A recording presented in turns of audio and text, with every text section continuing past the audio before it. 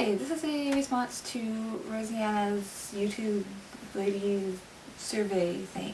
Question number 1, who are your favorite female YouTubers? I mean, other than the really popular people like Christina Horner, Haley G. Hoover, Lacey Green, I really like Emily of New Gloom's videos. They're just so beautiful and I love to watch them. And then of course my fellow Trans-Canada vloggers, Lauren, JC, Kat, Sarah, Christine, Melanie, and Margaret. Question 2, who are your favorite female athletes? Clara Hughes is my absolute favorite. She's just such a lovely person too. Her interviews have brought me to tears on multiple occasions. I just love her so much. Question 3, what is your favorite book written by a female with a female protagonist? My favorite I think would be The Particular Sadness of Lemon Cake by Amy Bender. It's just a really beautiful book and I enjoy it a lot. And I cry every time I read it. Question 4, what is your favorite film written by a female with a female protagonist? I had a really hard time coming up with this one, partly because I'm not much of a movie person, but also just because it was really hard. I couldn't find that many. So my answer is going to be Beauty and the Beast. Question 5, who is your favorite female fictional character? I was considering a lot of different people for this answer, but I think I'm going to have to go with Donna Noble from Doctor Who. Because she balances strength with compassion so well, and because you know that the whole time she's actually completely terrified and insecure about herself, but she actually does all of those incredible brave things anyway. Question 7, what is the biggest problem facing female content creators today and any solutions? There are so many possible answers to this question, but I think I'm going to have to go with harassment, especially given things that have happened this week with Lacey Green and all of that big fiasco. I think another big part of the problem is the idea that it's just the internet and it doesn't matter.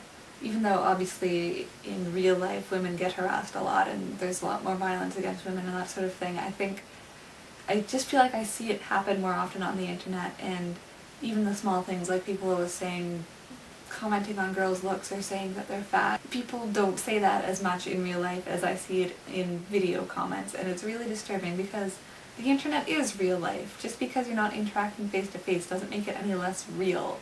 And I think that's part of the problem, is that people go on the internet and they feel like their action, what they do, doesn't matter and that there's not going to be any consequences for their action. So as for the solutions, obviously part of it is to report those sorts of incidents and block people and that sort of thing. Even though it's important to make sure that there are consequences and to send the message that what they are doing is not okay, I'm not sure that's even enough, because in some ways it still feels like it's a band-aid solution, that you're fixing it after the fact.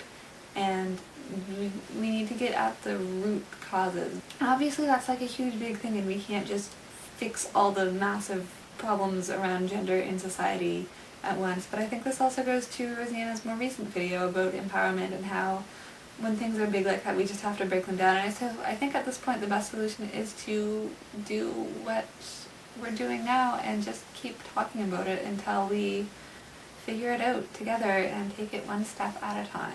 Question 7, do you think YouTube and online video in general are better or worse suited than television for tackling the problems and prejudices women face in the workplace? I would say probably better, because the only obstacle is the audience, and I know that men still get more views and there are still more popular male YouTubers. And I still think it's probably easier going against viewers than it is going against networks and producers and those sorts of things in a male-dominated field that is inherently prejudiced against women.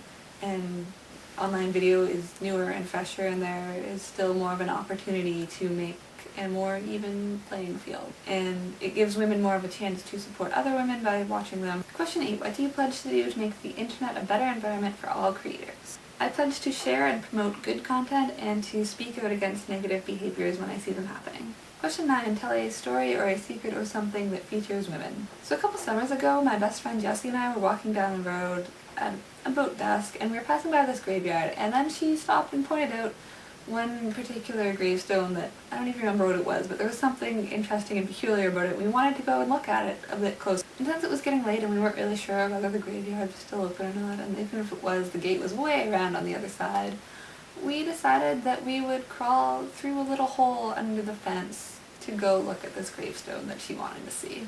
Number 10, tag people. I always feel weird about tagging people because what if they don't want to do it and blah blah blah. So basically if you see this and you want to respond, consider yourself tagged.